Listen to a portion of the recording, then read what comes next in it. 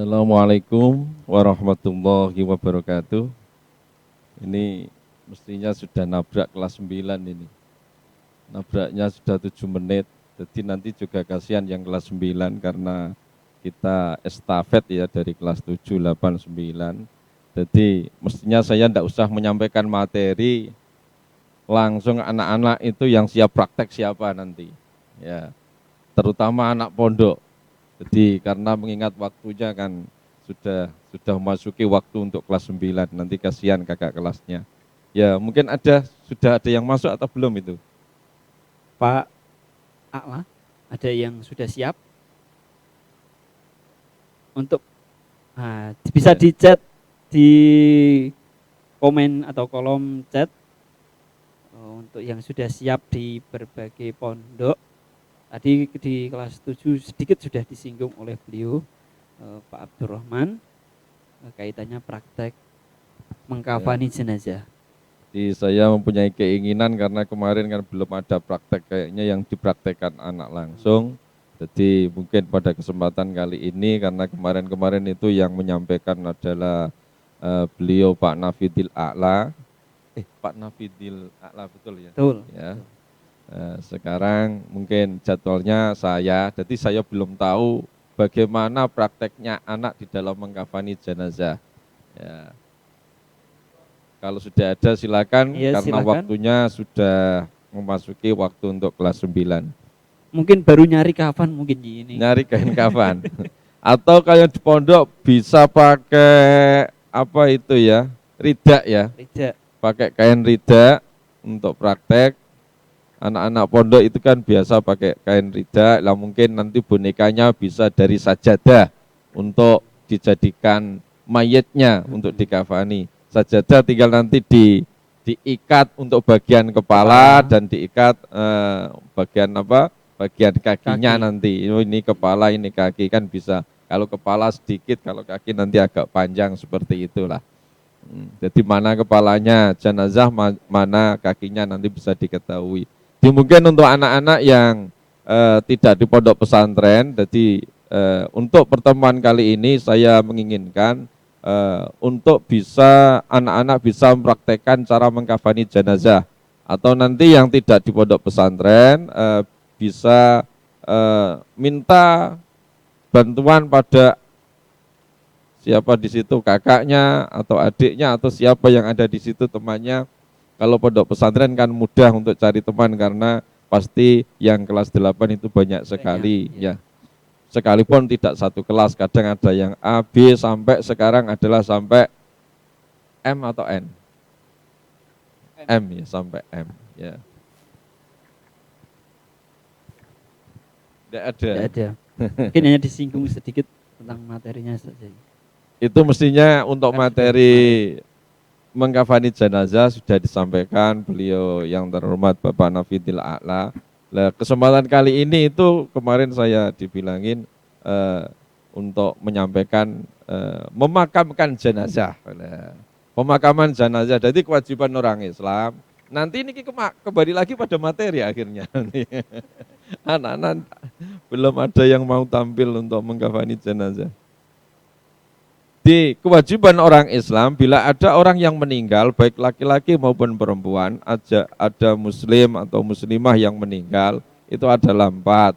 Yang pertama, wajib dimandikan. Jenazahnya wajib dimandikan.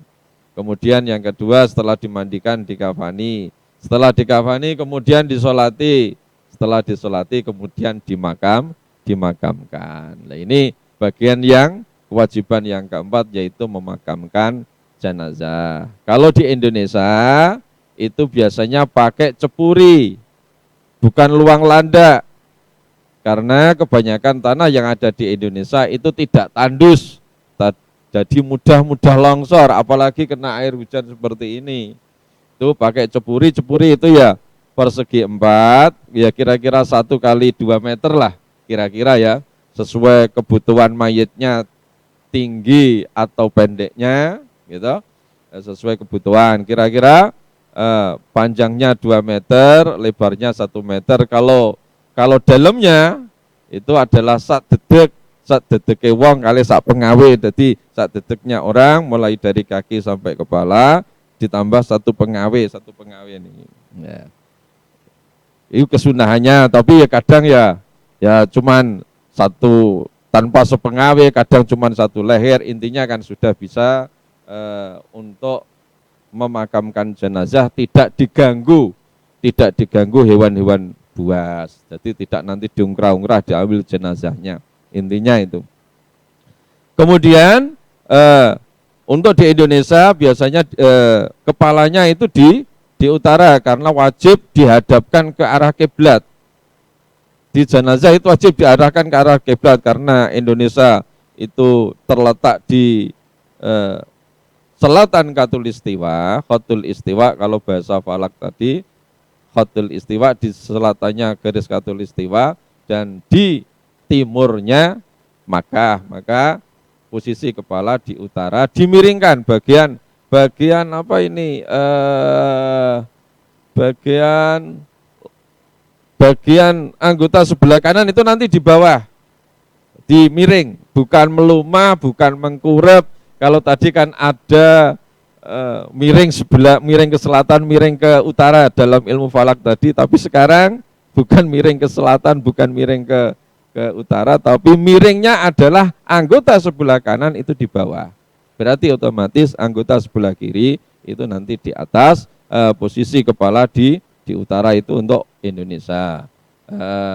Nanti pipinya dibuka, ditempelkan di tanah supaya karena menghadap kiblat itu wajib, supaya tidak mengkurep, tidak melumah, maka diganjel. Orang Jawa dulu adalah diganjel dengan gelu. Gelu itu adalah gelo. Gelone nemen akhirnya jadi gelu. Orang Kudus itu kan kalau enake nemen itu apa? Inu, jadi itu kalau orang Kudus ya. Jadi gelo jadi gelu, enak jadi inu, kan seperti itu. Wino. Tapi di Jawa Timur itu kan tekanan di awal. Jadi ada tekannya di awal. Enak ya bukan sekadar inu, bukan inu.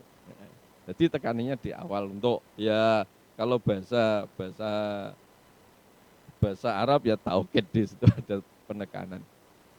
Jadi gelu itu cara membuatnya ya tanah kuburan tadi yang digali, kemudian dikepal-kepal ya supaya untuk bantalan, untuk sandaran, untuk supaya tidak berubah posisi jenazah dari arah kiblat, dengan dibacakan surat Al-Qadar 7 kali.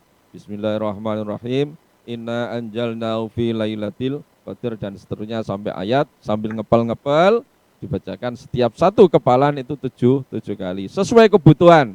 Kan tidak satu gelu, nanti ada yang di tengkuk, ada yang di leher, ada yang di sebelah perut, ada yang di pantat belakang dan lain sebagainya. Nanti di kaki juga seperti itu. Jadi sesuai kebutuhan. Pada waktu masukkan disunahkan membaca doa ini, Bismillahi wa ala millati Rasulillah sallallahu alaihi wasallam. P-nya itu sallallahu alaihi wasallam. Dalam suatu riwayat bukan Bismillahi wa ala millati, tapi Bismillahi wa ala sunnati Rasulillahi sallallahu alaihi wasallam, sama saja enggak apa-apa. Kemudian jadi sudah, nanti ada adzan, ada iqomah, sebagian kaul ada yang mengatakan diandani dan diikomai, kemudian ditutup supaya tidak langsung terkena tanah. Alangkah baiknya ditutup dengan papan. Jadi di atasnya tadi kan ada sigar tengah, istilahnya cepuri nih. Sigar tengah itu kan ada tanah yang agak ke atas bagian kanan kiri, yaitu barat dan timur. Lah itu nanti atasnya diberi papan. Ada yang papannya modelnya sejajar, ada yang miring, terserah. Kalau tidak ada papan ya biasanya saya pernah takziah itu ya bambu dipotong-potong, kemudian dalam keadaan miring itu lebih kuat. Dalam keadaan miring, yang miringnya sekitar berapa, 90 derajat lah, berapa itu? Ya kira-kira itu. Supaya intinya supaya mayat itu tidak langsung terkena urugan tanah. Bukan kita mengubur hewan mati ya, bukan mengubur batang, bukan, tapi mayat. Maka istilahnya kan kalau orang meninggal itu mayit. Tapi kalau hewan yang meninggal itu adalah bukan mayit tapi maitun. Itu bahasa Arabnya seperti itu, nanti bisa ditanyakan pada guru bahasa Arab. Nah, kemudian setelah diuruk, nanti ada disunahkan orang yang melihat atau yang menghadiri pemakaman mengambil mengambil tanah yang pertama ya kecil saja, baca doa niki minka khalaqnakum Allahumma laqinhu indal mas'alati hujjatahu sambil melemparkan ke kuburnya. Kemudian bacaan yang kedua fiha nu'idukum Allahumma ftah abwabas sama'i liruhihi, dan yang ketiga adalah wa minha nukhrijukum taratan ukhra Allahumma jafil ardu an jambaihi. Kemudian nanti setelah itu talqin. Disunahkan talqin kalau memang sudah balik. Ya mungkin itulah sedikit materi yang saya sampaikan karena waktunya ya. Apa ada sudah yang siap? Sudah ada yang siap untuk praktek? Tidak ada ya. Nah, ini sudah ada yang tanya. Saya sampaikan dulu ya. Dari Muhammad Rafdan Azizun Ni'am. Assalamualaikum Yi, kenapa harus surat Al-Qadr ketika membuat gelung? Kenapa harus surat Al-Qadr ketika membuat geluh? Tadi kan itu ijazah dari guru saya seperti itu. Sampai baca basmalah saja Fatihah ya tidak apa-apa. Atau didoakan ya Allah semoga mayit ini adalah husnul khotimah, bisa tetap imannya, terhindar dari siksa kubur, tidak apa-apa. Cuman dari ijazah dari guru saya ya baca Al-Qadr itu ada fadilahnya, ada hikmahnya tersendiri, supaya meringankan siksa kubur, memudahkan pertanyaan kubur. Tapi seandainya sampai tidak hafal baca Fatihah saja tidak apa-apa. Yang penting doa saja juga tidak apa-apa, boleh saja. Bagus kok mendoakan. ya. Sudah dijawab ya, sudah dijelaskan sama beliau. Saya tidak berani menambahi ini. Nah, ada lagi, monggo silakan atau mungkin sudah ada yang sampun. Sampun tidur. Pertanyaan cukup, tapi kalau praktek silakan. Karena materinya kan praktikum. Ya, jadi itu yang bisa disampaikan oleh Bapak Muhammad Abdurrahman. Selanjutnya teman-teman semuanya, Pak Dur mungkin sudah cukup ya, atau ada yang disampaikan? Sampun. Terima kasih Idur atas waktunya sudah menemani kami kelas 7 dan kelas 8, bisa dipersilakan untuk. Terima kasih ya. Assalamualaikum warahmatullahi wabarakatuh. Baik teman-teman semuanya, kelas 8 sudah dijelaskan oleh beberapa bapak guru tadi, ketiganya sorof falak maupun kebiasaan ibadah. Untuk itu kita cukupkan pada pertemuan pada siang hari ini. Sebelumnya marilah kita berdoa terlebih dahulu. Semoga apa yang kita dapatkan pada pagi hari ini, ilmu yang kita dapatkan dapat menjadi ilmu yang bermanfaat. Berdoa dimulai.